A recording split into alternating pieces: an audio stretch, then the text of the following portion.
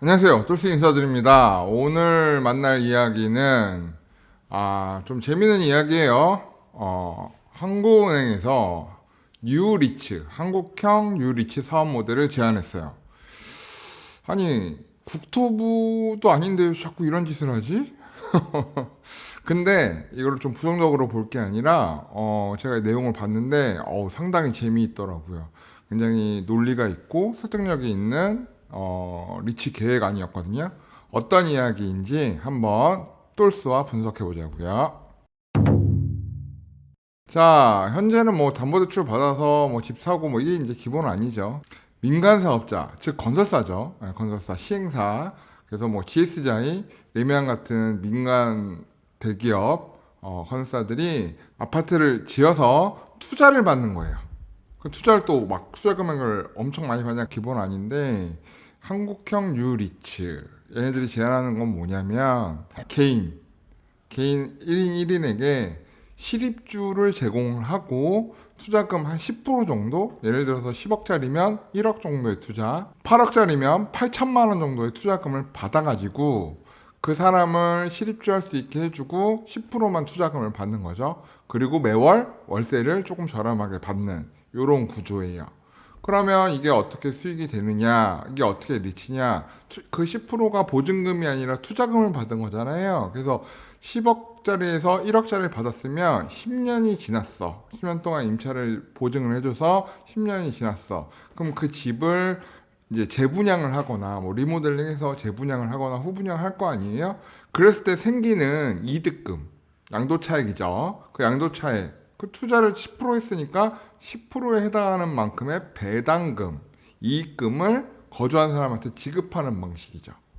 아무것도 아닌 것 같지만 저한테는 굉장히 획기적으로 보였어요. 이것이 가계부채 문제를 해결하고 대한민국의 주택가격 폭등, 뭐 상승을 제한하는 건 아닌 것 같고 폭등을 막아줄 수 있고 그 다음에 주거에 대한 부분, 고충, 이런 전세금 상승, 월세 상승에 대한 이런 대한민국의 고질적인 고충을 해결할 수 있는 부분이다라고 제안을 한 것 같아요. 저는 굉장히 현실감 있게 봤거든요. 왜 그런지 더 따져보자고요. 일단은 이렇게 되면 민간 사업자들이 나설 확률이 굉장히 높아요. 왜냐하면 수익의 90%를 매매 차익에 대한 90%를 민간 사업자가 가져가잖아요. 그러니까 보장이 되잖아요. 보장이 되기 때문에 민간 사업자는 분명히 나올 것이고, 그리고 개인 투자자도 결국 본인이 임차인으로 들어가면서 10% 정도의 수익을 보장을 받잖아요. 예를 들어 보면 10억짜리 집이 10년 뒤에 15억이 됐어요. 그럼 난 1억을 투자했으니까 5천만 원에 대한 수익을 배당을 받을 거 아니에요. 그러면 내가 임대료를 내는 부분이 있잖아요. 그러면 뭐 집값이 많이 오르면 오를수록 나는 거의 무상거주 10년 동안 임대료 낸 걸 다 돌려받으니까 무상거주까지도 되는 상황도 벌어지지 않을까라는 생각이 좀 들거든요. 그럼 월세를 내고 살다가 투자 수익 포함해서 투자 원금을 돌려받았어요. 그러면 다시 이런 리츠 주택에 또 신청을 해서 또 들어가게 되면 10년 단위로 집만 이사 가게 되고 10년 단위로 집 갈아타기를 한다면 해당 상품이 지속적으로 발행이 된다면 이 사람은 거의 계속 무상거주를 할 수 있는 부분인 거잖아요. 그죠? 그 월세를 내는 개념이 아니라 적립식으로 내가 투자했다가 내가 보증금에 대한 이익금을 돌려받으면 거주하는 부분에 있어서 크게 비용이 거주비가 발생하지 않는 생각보다 굉장히 획기적인 제도라는 생각이 들어요. 그죠? 네. 물론 이것이 무슨 자산을 늘리고 뭐 재테크가 되고 부자가 되고 이런 길은 아니지만 내가 새 아파트에 좋은 입지에 새 아파트에 좋은 주거지에 10%만 내고 10년 동안 깨끗이 쓰고 살고 그리고 나올 때 돈 받아서 나온다. 투자 수익금 받아 나온다. 이거만큼 획기적인 거 있어요. 저도 하고 싶은데요. 물론 무주택자들 대상으로 뭐 설계를 해본 부분이겠지만 이거는 유주택자들한테도 굉장히 구미가 당기는 그런 리치 제도 아닌가 생각이 듭니다. 대한민국 같은 경우 리치가 활성화가 되어 있지 못한 부분이 굉장히 크잖아요. 근데 이렇게 해 간다면 뭐 거주에 대한 문제, 주거비에 대한 문제 두 가지 동시에 풀면서 거주의 안정성, 그리고 대한민국 집값의 폭등 이런 부분도 굉장히 잘 막을 수 있을 것 같고, 가계부채의 폭증 이런 것도 좀 막을 수도 있을 것 같고, 영끌 뭐 이런 부분도 어느 정도는 좀 해결될 수 있는 모델링이지 않을까 전 개인적으로 생각하면서 모델링 자체는 굉장히 괜찮다 이런 생각을 했습니다. 기존에 이런 지분제 아파트 있지 않았나요? 네, 있었어요. 그래서 기존 지분제 아파트로 굉장히 인기를 끌었던 게 반가 아파트죠. 반가 아파트. 이거 나왔을 때 막 댓글 장난 아니었어요. 근데 제가 예전에도 한번 말씀드린 적 있지만 민주당에서 제안한 이런 기존 지분제 반가 아파트는 거짓말이다 라는 얘기도 한 적이 있었어요. 이게 뭐냐면 반가 아파트는 토지 임대부예요. 뭐냐면 토지는 나라 거, 건축물만 네가 사. 그래서 건축물만 샀으니까 토지는 네가 취득을 못했잖아. 그러니까 토지에 대한 임대료는 살면서 지불을 해야 돼. 그래서 네가 임차인으로 들어와 살고 건축물만 사. 그리고 임대료는 내야 돼. 토지에 대한 부분은. 이렇게 해서 반값에 줄게. 이게 이제 민주당의 제안이었고 실제로 현재 시행이 되고 있는 제도예요. 그죠?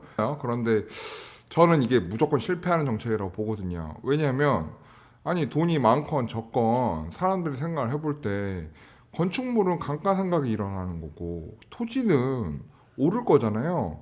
그러면 떨어지는 건 네가 사. 오를 건 내가 갖고 있을 거야. 이걸 누가 사요? 그죠?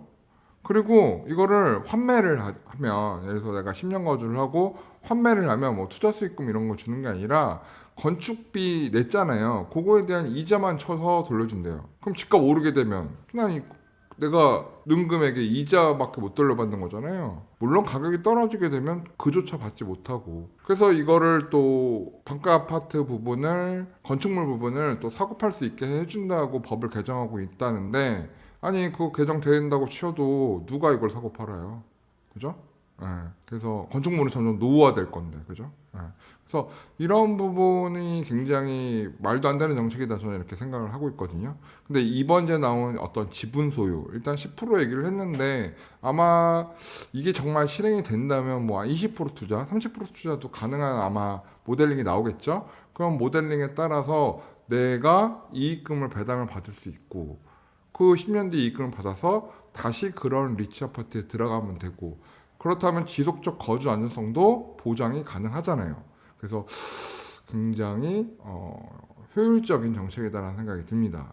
기존의 지분제 아파트, 반가 아파트하고는 다른 정책이다라고 말씀을 드릴 수 있고요. 굉장히 저는 효율성이 있다라고 보고 있습니다. 자, 오늘 결론 내려볼게요. 이렇게 좋은 정책이다, 괜찮은 정책이다 소개는 드렸지만 한국은행이 이걸 왜 얘기하는 거야? 국토부도 아닌데. 맞잖아. 왜 한국은행이 이래? 은행은 금리 결정만 하면 되지. 이렇게 생각하는 거예요, 저는. 한국은행도 집값 상승을 인정하고 있다. 왜냐면 이 리치 정책의 성공의 전제 조건이 있어요. 뭐죠? 집값이 올라야 민간 사업자인 기업도 그리고 이거에 투자한 개인도 모두 다 윈윈 할 수 있는 정책이잖아요. 그렇잖아. 지금 한국은행 입장은 금리를 이제 내려야 되는 상황이에요. 이번에 물가 상승률이 대한민국 1.3% 나왔거든요. 그런데 이거보다 밑으로 가게 되면 디플레이션의 우려도 지금 걱정해야 되는 상황이란 말이에요. 물론 경제성장률이야 뭐 2.2, 2.4 이 정도 나온다고는 예상하고 있지만 물가 상승률이 너무 낮아요. 예, 그래서 지금 경기를 살려야 되는 상황이고 내수를 진작시켜야 되는 상황이다 보니까 금리를 내려야 되는 상황이란 말이에요. 그러면 내년도에 2025년도에 금리를 좀 더 많이 내릴 가능성이 높은 거죠. 그럼 금리를 내리면서 한국은행에서 걱정하는 게 뭐예요? 부동산 폭등. 그죠?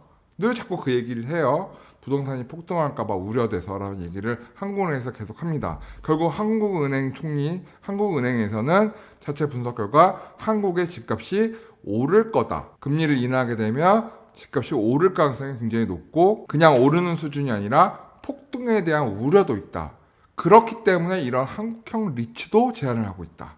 이렇게 생각을 해보면 지금 막 유튜브나 뭐 기사상에 떠돌아다니는 부동산 폭락론, 아 이거는 말이 안 되는 이야기구나. 국책기관에서 이렇게 생각을 하고 있는데 라는 반대적인 생각도 해볼 수 있는 정책이었다고 생각이 듭니다.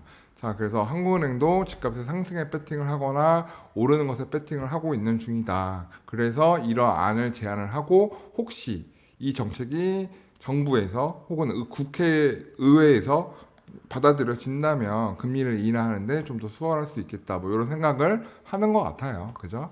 그래서 뭐 정책 자체는 이번에 나온 리츠에 대한 정책 제안은 뭐 나쁘지는 않은 것 같고요. 여기서 우리가 느껴야 되는 건, 내년도 금리가 내려가게 되면 내년도 또 집값도 심상치 않겠구나. 이 정도 또 체크하시면 될 것 같아요. 자, 이 정책 실제로 실행이 될지 안 될지는 모르겠지만 뭐 국회에서 결정한 일이죠. 정부에서 결정한 일이고, 그래서 이런 제안이 있다는 것 자체 한번 생각해보는 시간 가졌으면 좋겠고, 이것이 여러분한테 또 다른 생각의 길을 열어주고 또 다른 생각을 할 수 있는 부동산 재테크에 대한 하나의 열쇠, 키포인트가 또 되지 않을까 생각하면서 영상 제작해봤습니다. 자, 똘스는 오늘 간단하게 여기까지 할 거고요. 구독, 좋아요, 알림 설정 부탁드립니다. 여러분 감사합니다.